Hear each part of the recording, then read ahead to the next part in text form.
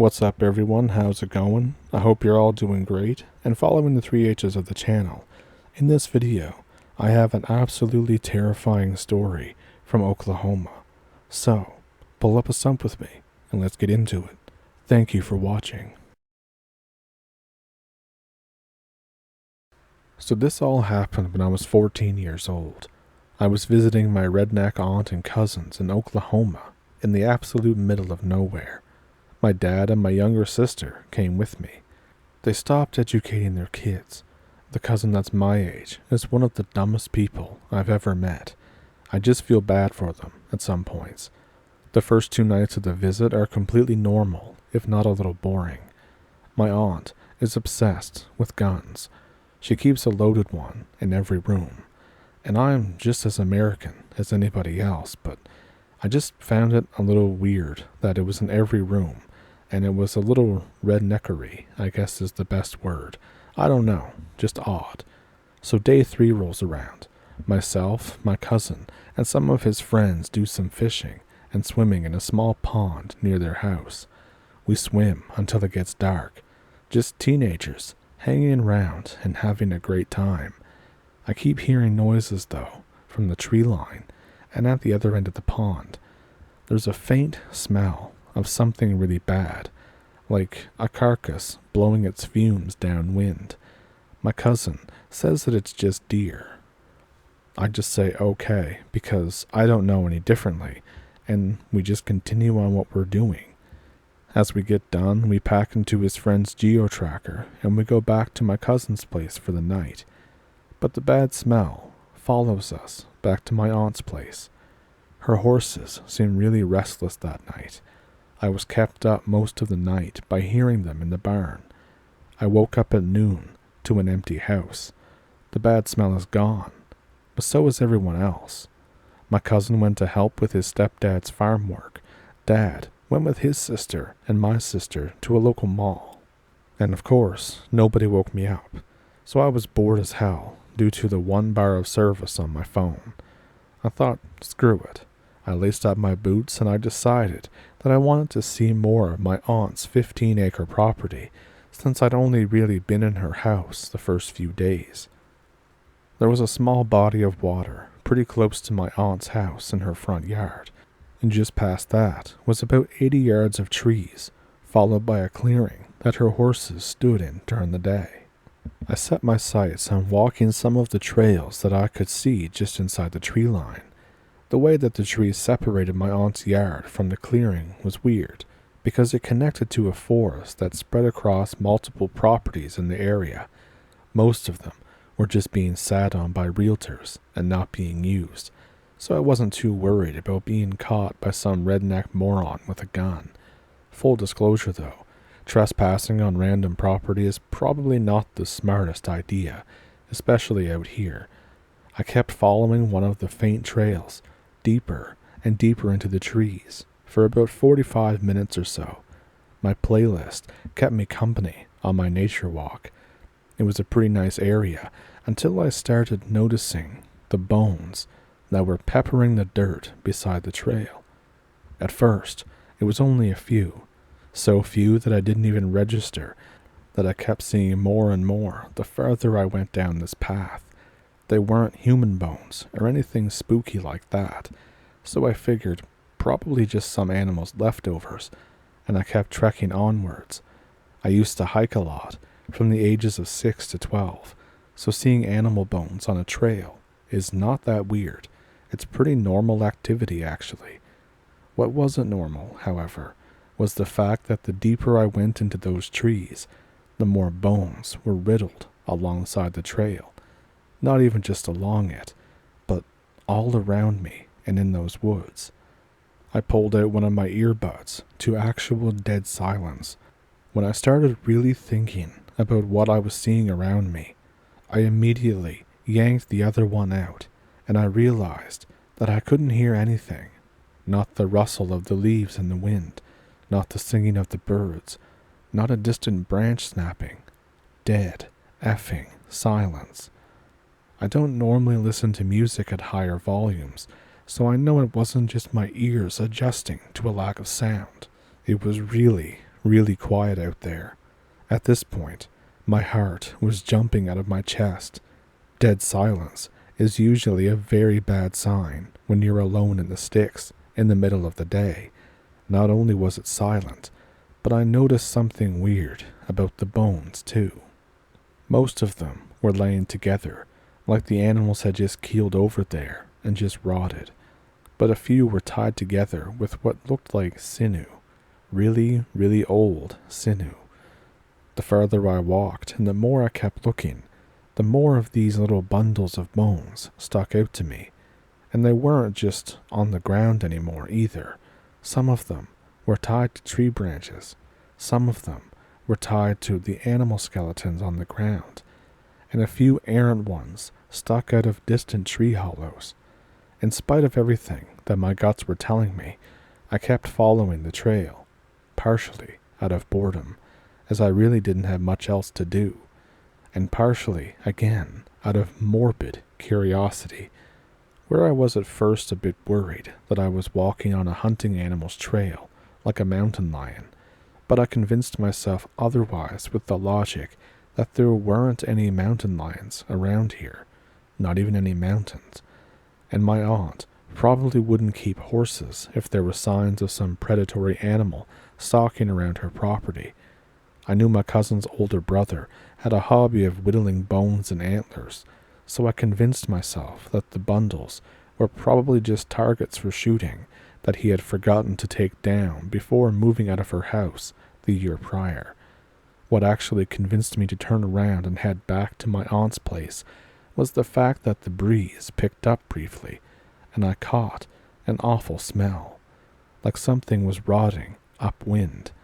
It was a really acrid smell that I swear burnt some of my nose hairs off.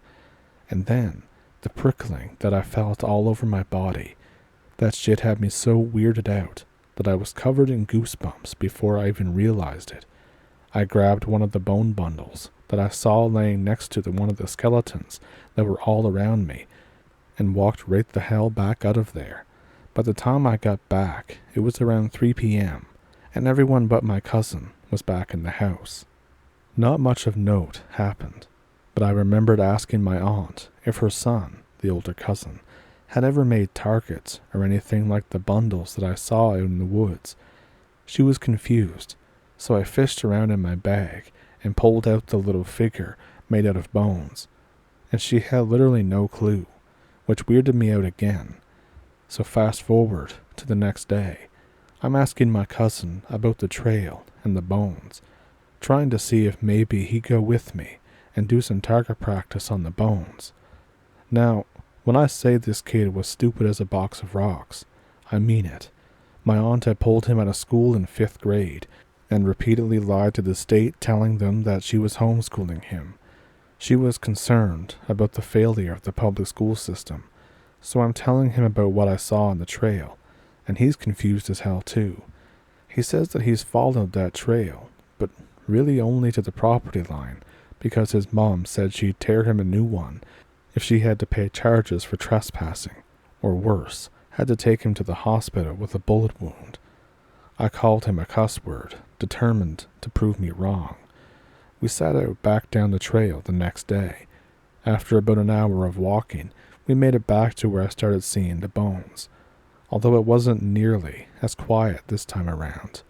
My cousin, without telling me, had brought a small slingshot along this walk, and decided now was a great time to whip it out, and started shooting the little bone figures, hearing the crack of the bones shattering from the rock that he sent towards the first one nearly made me jump out of my skin, mainly because he had been walking behind me the whole time. So we keep walking for around 10 minutes deeper into the woods when he noticed something and pointed it out to me. Just far enough ahead that I could barely make it out was a concrete mound in the ground. Needless to say, we were running toward whatever this thing was. Eventually, we got close enough to see that it wasn't so much of a mound as it was a concrete box with a door. All around the perimeter were more of those little bone figures, and we were psyched to have found this. While the schoolyard talk of a hidden bunker in my cousin's backyard was filling our heads and leaving our mouths. We thoroughly investigated this thing. From a distance, we couldn't really make out the markings on it. Getting up close, however, it was obvious that we had found an old tornado shelter. This thing had taken a beating too. There were chips all over the concrete, chips and marks from all sorts of animals, hoof marks, claw marks, anything and everything. Raccoon paws, cloven hooves, etc. Shit was really weird though. The weirdest part though was the door. It wouldn't budge. The both of us took turns trying to wrench it open, using rocks to try and pry the thing open. But it didn't move. Its rusty visage felt like it was almost mocking us. What use was there for a tornado shelter that you couldn't even get into? My cousin, in his genius, decided the best course of action was to line up a few cans that we had emptied onto the top of the thing and shoot them with his slingshot. I stood by him, rolling the little effigy that I kept with me around my hand, and waited for him to get done messing around with the slingshot until he shot the door. I don't understand how or why, but it rang out like a gunshot. We both jumped 10 feet in the air and nearly pissed ourselves with how loud that was. We were looking at each other like WTF. He noticed something over my shoulder. I turned to meet the direction of his gaze, and I saw it, hanging from one of the lower branches of a tree about 30 feet out, was the skin of some animal. My cousin said it was a deer hide. At this point, he's scared shitless that some hunter had skinned a deer that had been killed around here and that we get caught for trespassing, so we basically booked it out of there. We probably ran for about 15 minutes before we slowed down to a jog, and then eventually a brisk walk. The bad smell didn't come back until later that night. We had already been back from our walk for a few hours. He didn't tell his mom how far we had went into the woods, mainly due to him not wanting to get his ass handed to him with a belt, and we had a pretty normal rest of our evening until about 8 p.m. My aunt loved sitting around the fire pit on her deck right out front, so there we were that evening, roasting marshmallows and shooting the shit with each other, having a great time, when my cousin tells me that he wants to show me something. His mom instantly spoiled the surprise and told me that he was going to show me the deer in the clearing by her house. Apparently he did this quite frequently, where he'd climb a tree at the edge of the pasture and just wait till they come out to graze at night, just after the sun would go down. He said he'd use that branch crook as a hunting platform once he got his own gun. So we went to his tree spot to watch the deer that evening. We sat and waited for about 15 minutes before we noticed a few deer walking into the opening. But something was wrong. Like you could feel it in the air how wrong something was. You could smell it too. He whispered something to me about how it might rain soon, because an almost ozone-esque smell mixed with something else entirely was just filling our noses. Something inside me knew better though. That smell was back, and even worse than when I had been hiking. Its pungent odor made my head spin, and my cousin even gagged a few times.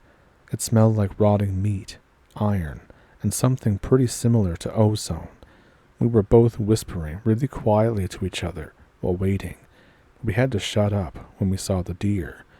Now that they had been out in the clearing for a few minutes, he said something about the smell was pretty obviously on both of our minds. Dude, it smells like shit. Let's go back inside. So we did. We climbed down the tree, hit the ground as softly as we could. None of the deer seemed to notice or care, with the exception of one. One of them had been shambling a bit when I had walked over with its herd, and then he told me it was probably just injured, and I shit you not, this quote injured deer stood right up on its hind legs and stared us down. It didn't move. It didn't even look like it was breathing. It just stared right into my soul. My cousin, in his vast redneck intelligence, said F it and just started yelling and waving his arms while running toward the herd. All of them scattered like a handful of marbles dropped onto the floor, all except for this injured one. It stood exactly where it had been standing for the past minute and a half, and it seemed completely unfazed by my cousin's genius attempt to scare them off. At this point, I'm shitting bricks, sweating bullets, and quaking like an aspen in the wind, and he's on the same page as I am. I tell him, we should really go back inside, and he says, yeah, good idea. We both walked the 10 minutes toward my aunt's house, looking over our shoulders every minute or so. By the time we got back, my aunt and sister had retired to the house for the night. The bad smell never did go away, even after we went inside. My cousin still thought that it was an injured animal, just acting weird. He told me that it could be an odd case of chronic wasting disease. I knew that he was just BSing us to put our minds at ease, but I still had a lot of trouble getting to sleep that night. The dream I had was crazy and vivid too. I dreamt that I was in my neighborhood at home, the middle of the night, walking with my older sister and her friends, one of whom I'd never met before. We had snuck out, and we were looking to score some from her dealer. We kept walking and following the GPS on her phone, but the streets kept shifting, like you'd walk one way and somehow end up where you started. Not only that, but there were no cars on the road. I'd say, forget it, let's go home. And she says no, so I say, okay, well I'm going home. I'd start walking. I round one corner, and the street that she was just on vanishes, like gone without a trace. If it wasn't obvious to me before, the dream really became a nightmare then. As hard as I tried to get back to my house, I couldn't find the street that I lived on. The harder I looked, the more I realized that I was being stalked by a man in the distance. At first, I could barely see him, but he moved quicker than any human should have been able to. Around the third time that I had looked back to see him, he was close enough that I could tell he was just standing still, but he was still too far away to make out his face. But still, I couldn't tell that he wasn't moving, or not. Well, I was looking at him anyways. And then there it was again, that smell, the rotting flesh and iron and electricity that had penetrated my nostrils and sinuses. At this point, I'm running down streets, but dream running, so I'm not even getting anywhere that quickly. My heart is pounding because some random man is following me in the dead of night, and I'm alone. Eventually, he gets close enough, and I can hear him in the distance, speaking absolute gibberish in my cousin's voice. It's probably got chronic wasting disease or something, I don't know. And, hey, it's got chronic wasting disease, and then just repeating my name over and over again. After a certain point, the man just kept repeating my name in varying pitches. It scared the hell out of me. Looking back on it now, I still get the heebie-jeebies. I woke up at about 3:45 in the morning to use the bathroom, also partially to avoid going back to sleep, and the instant that I turned the lights on in the bathroom, I heard something heavy booking it away from the front door. My aunt's house isn't really a sizable building by any means, probably only about 800 square feet, so my dad had to sleep in my aunt's trailer hooked up to her truck for when she travels with her horses. In my half-awake state, I think, what the hell is my dad doing out there? And I pass back out for another few hours. No spooky dreams this time, though. I wake up in the morning, and everything seems normal again. Although I'm still really spooked from the events of the previous night, my cousin says, I know what'll cheer you up, and he tells me that we're going to go swimming again. Personally, I love swimming, and if you've ever been in the middle of nowhere in the American South, you know exactly how miserable the heat is during the summer, hence why swimming is so great for the summer months. We load back into his friend's geo-tracker and head up the road off her property for a bit before turning down a rough trail into some trees. The truck actually got stuck heading up there, but with a few minutes of pushing, we were back on our way to this new swimming area. They were really hyping it up. They were talking about how much fun it'll be, and I'm confused because although I like swimming, whatever they had planned couldn't be that great. I was very wrong. We drove through one of their neighbors' pastures on an off-roading track, careful not to scare the cows that were heading past. When we parked, they told me we had arrived. I was confused as hell because we were walking uphill.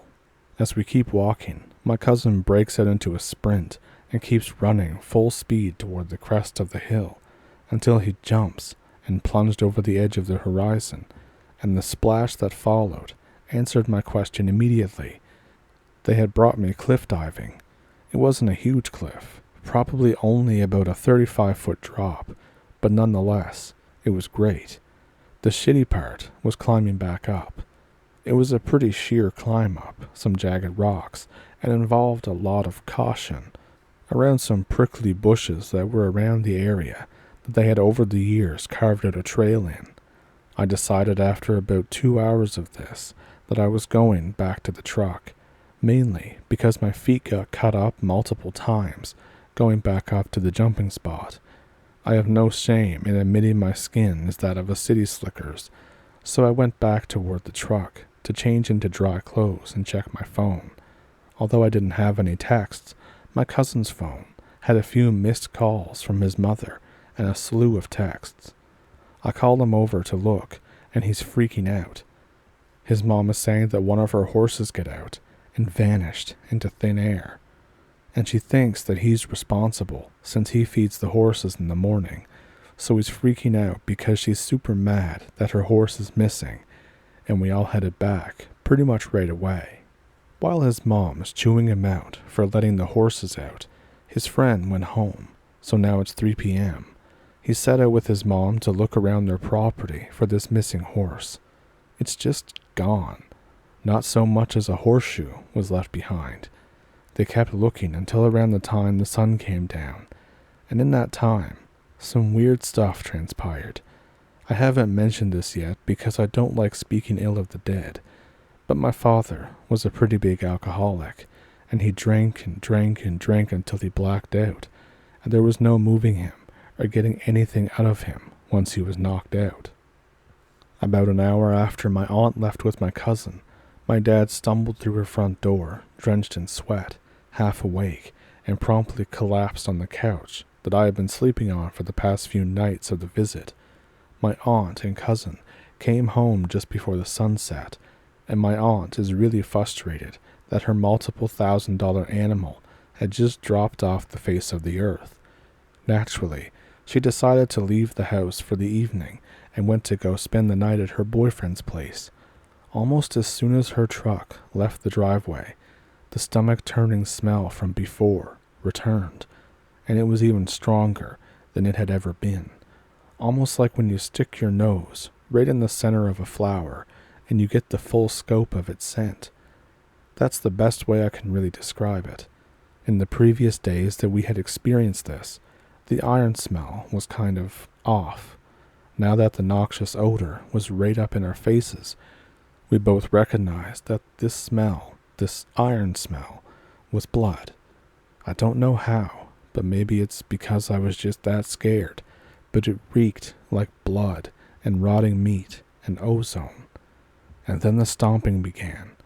What sounded like someone pacing around the outside started up, and I swear to God I heard it whispering. My cousin is unfazed by these noises, and he tells me it's just our donkey. He gets out of his pen sometimes. I tried to get him to hear the whispering, but we couldn't hear anything over my dad's deviated septum snores.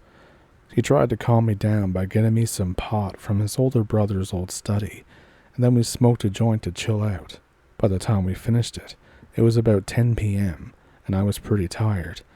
The whispering and pacing had chilled out a bit too, to the point that I had convinced myself that I was just hearing stuff.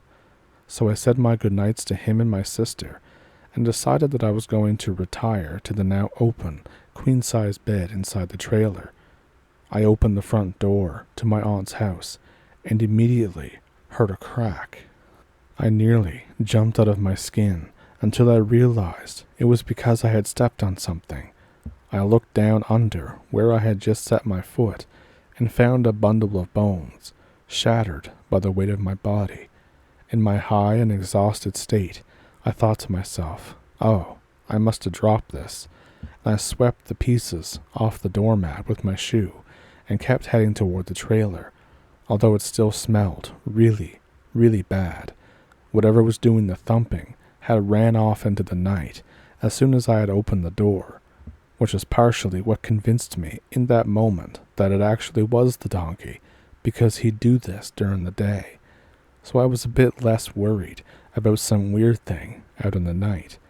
It was only after I was in the trailer for a few minutes that I realized why my father had decided to sleep on the couch that night.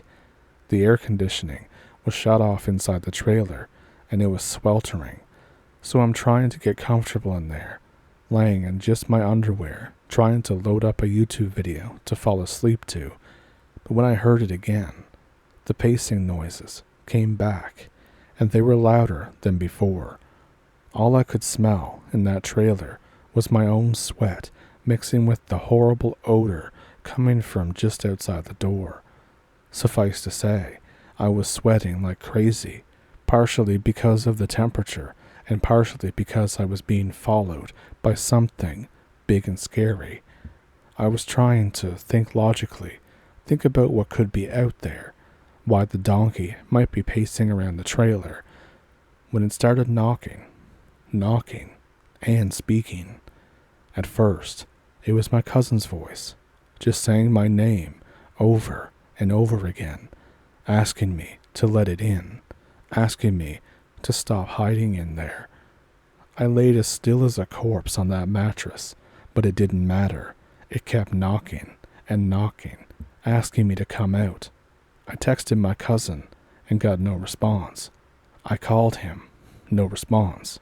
He was asleep. Whatever was out there must have heard the dial tone because it got pissed, really pissed. The pacing sped up to the point that it almost sounded like multiple people were outside the trailer, and the banging on the walls and the door were so intense that I could see the walls reverberating from the repeated impacts. I almost thought it was throwing itself into the trailer because the whole thing was shaking with every hit. It went on for what felt like an eternity until it subsided, just as quickly as it had began. I had heard the pacing stop just to the right of my head, and I remembered that there was a window with a curtain in the little loft area right where the bed was situated, directly to my right, where the cool air had been flowing through the netting on the window between the cracks of the curtains. It grew warm and foul, and stagnated to the point that I nearly choked. I had been so preoccupied with watching the door and making sure that its lock didn't come undone that I didn't even notice the curtains had a crack in them, and the lack of cool air flowing through drew my attention. I turned my head to look at the crack, and I saw my aunt's horse staring back at me with a singular, bloodshot, sunken, inhuman eye. I didn't have to guess as to what was out there anymore. It was a skinwalker. I stopped a yelp from leaving my mouth. I grit my teeth, and I shut the window by grabbing the edge through the curtain as calmly as I could manage. And then I shut the gap in the curtains. This set the thing into a rampage. It was screaming in my cousin's voice, rocking the trailer with every hit. I honestly don't know if I pissed myself that night. The delirium of the heat exhaustion and the panic of one of those things being out there had my head spinning like a top. I just know that I sat there in that trailer for hours, listening to this thing trying its damnedest to drive me out of my sleeping accommodation until the sun came up. My phone died at about midnight that night, and I wish that I had the foresight to record literally any of what had happened. But alas, I was a dumb teenager, At about 4:50 a.m., when the sun's rays first crested the horizon line, the thing took off at light speed. Seriously, I have no clue how it was able to move that fast. The bad smell receded from being overpoweringly acrid to being a faint note that hung in the air over my aunt's house. I immediately put on a pair of pants and shoes and tried to see if there was any evidence of the evening before that was left. I walked around the trailer 20 times while shirtless before the exhaustion got the better of me, and I went back into the trailer to pass out. I didn't sleep long, mainly because I had the same dream as the nights previous. I was back home, being stalked again. This time, the dream was different though. The man was shaking with rage and heaving his shoulders up and down. He demanded that I give it back in my aunt's voice, which scared the dickens out of me. I woke up at around noon again, covered in sweat, and wondering if I had just dreamt the events of the night before. When I had fully come to, I realized that I was sleeping on something lumpy and uncomfortable in my pocket. I reached in tentatively to feel what was annoying me in my dreams, and a bundle of smooth sticks met my fingers. The effigy was still in my pocket. I bolted upright and smacked my head on the ceiling of the trailer's loft, which sent me reeling back down for a few seconds. As I was waiting for my skull to stop throbbing, I put on the shirt that I had laid on the ground the night before in an effort to get comfortable. I pretty much flew out of that trailer door. Never before have I been so happy to be free of a space like that. I almost set my boot down on another one of those bone effigies, but I caught myself at the last second. Instead, I scooped it up and put it in my pocket with the other one. I began walking toward the house to tell my cousin what had transpired the previous evening, when I noticed another effigy and another, yet again another. The first one I noticed around the house was directly under the window to my aunt's laundry room, and just to its left there was one sitting smack dab in the middle of the path beneath the door to her laundry room. There was another under the front door, next to the one that I had broken the night prior. I walked all the way around her house, and I must have found 8 or 9 of the damn things. I walked through her front door, pushing past my dad, and went directly to my cousin's room. He was gone, and my phone was still dead, so I put it on the charger, and I waited for it to charge. I talked to my father to ask if he knew where my cousin had went. He told me about 8 that morning, his mother had taken him with her to look for her missing horse on their neighbor's property. I knew in my heart that they weren't going to find it, not alive anyways.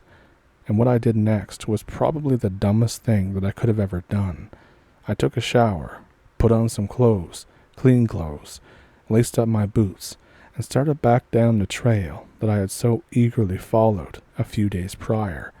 It made itself very clear in the dream. It wanted something that I had taken from it to be given back. I still had its effigy. My father, in addition to his alcoholism, was adamant that nothing was real. The supernatural, no religion, nothing was real. It was kind of cringe how little he believed in anything, even when confronted with it. I knew he wouldn't believe me if I answered him honestly where I was going, so I simply said, on a hike. I now know that you're ideally not supposed to walk directly into the territory of a predator, but what else could I do? It was the only way I could think of to curb the wrath of whoever or whatever had been out there. I started back down the trail and immediately noticed that it was dead silent before I even left her lawn. I was being stalked. The odor never really left me alone on my walk. It was just present enough that a breeze would pick it up, and I'd get assaulted nasally by the smell of blood and decay. With each step I took, moving ever forwards into the winding trees, the smell grew stronger. Every now and then, I'd hear a distant scream, but never from the same location. It'd be way off to the right of me, or behind me the way I came. Eventually, I got back to the bones, back to where I had found the effigies. The smell was vile and almost overpowering at this point. It knew I was there. I had walked right into its domain, defenseless. I might as well have laid myself down on a silver platter and put an apple in my mouth. These things have a weird way of manipulating the woods that they inhabit. What had been before a 100-minute walk to the tornado shelter in the woods became a 30-minute walk. Without distractions, it was obvious to me how much shorter the walk was this time around. It had never wanted me to find the shelter in the first place, but I kept searching for any reason to be out there in my teenage hubris. As I kept walking closer to the shelter, the smell of blood became almost asphyxiating. The wind would pick up, and the smell of iron and life would fill my head to the point that I could barely keep my balance. I've never had a weak stomach, but the smell was too much. I dropped to my knees to dry heave when I saw it about 60 yards ahead of me. A decapitated, skinless horse was laying in the dirt, caked in bloody mud, with its intestines hanging out. Hanging in the tree beside it was the horse's hide, my aunt's horse's hide. This time, I actually did vomit. I'm not normally squeamish, but I hate seeing people's pets in any kind of pain, or get hurt at all. I hate seeing them dead even more. The combination of the overpowering smell and the visual of the slaughtered horse made my stomach give in to the nausea that I had been nesting itself slowly into my mind. As I stood, wiping the bile from my lips, I remembered to take deep breaths in. As insulting to my senses as the air was, the oxygen helped gather my thoughts. I'm not a believer in any Abrahamic faiths, but during the last 5 minutes of that shelter, I think I said about 100 different prayers. It's crazy how fear can influence you like that. On any other day, I'd have been cursing God by 3 p.m., and only on that day did I actually beg for forgiveness and safety from Him. My prayers must have been heard, because before I even registered, I was staring directly at the shelter. The door was cracked slightly, and the urge to vomit was getting larger by the second. The smell was wafting out of that door, was genuinely giving me a migraine. I didn't want to open the door more than it had been. The last thing I wanted to do was piss this thing off while it was watching me. That, and I didn't want to see what it looked like under the animal skins. I screamed out into the air, "I'm sorry, take your effing bones back," and I dropped the effigies that I had gathered into my pockets and sprinted away as quickly as I could back down the trail. The path was a total blur of leaves and gnats as I ran with all the strength I could muster. I tripped once and heard a blood-curdling scream ring out behind me, which made me immediately launch back into a full sprint. By the time that I made it back to my aunt's house, I was covered in cuts and bruises. I didn't even realize until the adrenaline wore off, but I dislocated my finger when I tripped. It hurt like hell, but I set it back into place. After about 15 minutes of running, the woods were no longer silent, and the bad smell was completely gone. My cousin and aunt were home, and everyone asked me why I looked like that. I told them that I just tripped while hiking. I tried to tell my cousin what I had seen, but he laughed in my face, saying, "You believe in that bullshit? Come here." He led me outside and screamed the word skinwalker into the sky about 20 times. I winced, fearing some sort of retribution from the tree line, but nothing happened. No spooks ran at us, no shrieks, no smells. The birds didn't even quit singing. He just laughed and told me that I had been reading way too many scary stories, and he even got upset with me for trying to tell him that I had seen his aunt's horse. He said who would do that to someone's horse and not even go through the effort of eating it. I realized at that point my words were falling on deaf ears. Nothing else of note ever happened during that visit, but I made sure to sleep inside for the few days that were left of the trip before my father drove my sister and I back home. My cousin told me that he went back down the trail after we had returned home, And there was no horse in the dirt, like I had said. There wasn't even any bones. There was just an old tornado shelter with a door that wouldn't budge. So I'd like to thank you for watching this video. It's a terrifying story, I think. If you liked it, then please feel free to like and subscribe. You can comment, favorite the video, like the video, all that great stuff. There's links in the description if you would like to support the channel a little more, including super thanks and memberships here on YouTube. Until the next time, thank you for pulling up a stump. Thank you for watching.